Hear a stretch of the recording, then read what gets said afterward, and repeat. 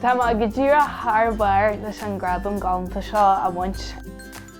Is me sé Aoibhín agus bhainaí me se an gro Cácaí Aoibhín mar bhí mar hartfa ceardeag Bliana de is. Dabhar mar leis an gro óhraí ma dhiasa óg, hasí se má gro samhórgam sa bhacail agus go dtí seo anis tá gro galanta agam tá mag genú Cácaí dá gacinál ácaid agus tá muid genú Cácaí fásta dá caféin agus rudí ar fud dúna ná.